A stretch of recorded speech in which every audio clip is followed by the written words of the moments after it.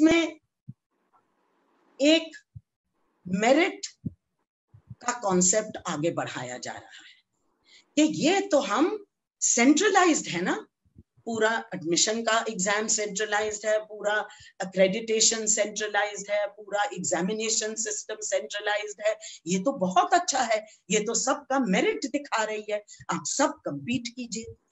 पर बात ये है कि ये तो ऐसी मेरिट का विचार है जिसमें हमें बताया जा रहा है कि जिसके पास कोई साधन नहीं है, जिसके पास हर साधन है, जिसके पास कुछ नहीं है उसके सामने, जिसको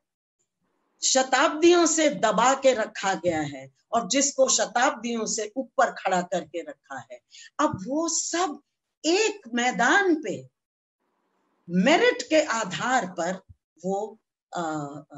एक दूसरे से कंपटीशन करेंगे और हमारे पास जो आएगा वो सबसे अच्छी क्वालिटी आएगी। और इसी तरह से सरकार हमें कह रही है कि हम सब तक अच्छी क्वालिटी पहुंचा देंगे। लेकिन हमें ये समझना बहुत जरूरी है कि जो हमारे देश में जो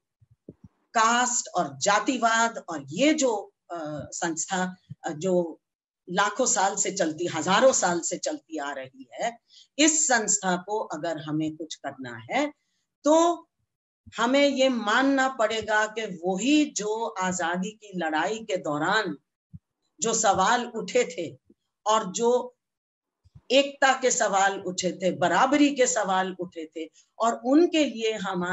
हमारा संविधान बना था और बाबा साहेब अम्बेडकर ने बड़े स्पष्ट तौर से ये बताया कि रिजर्वेशन जो है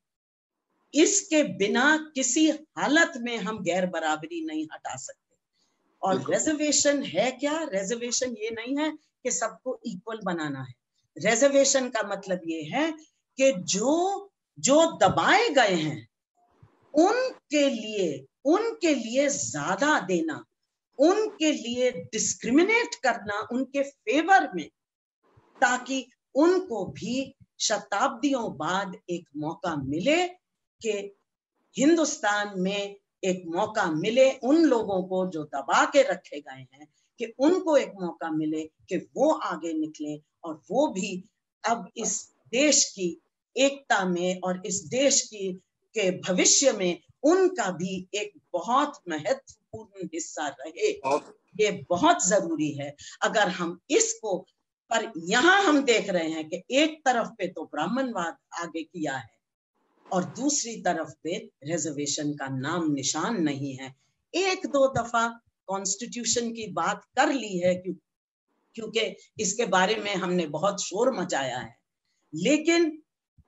प्रधानमंत्री ने अपनी स्पीच में ये जरूर कहा, उन्होंने कॉन्स्टिट्यूशन का नाम नहीं लिया, उन्होंने बोला हमें राष्ट्रवादी बातों पे और वैल्यूज पे ध्यान देना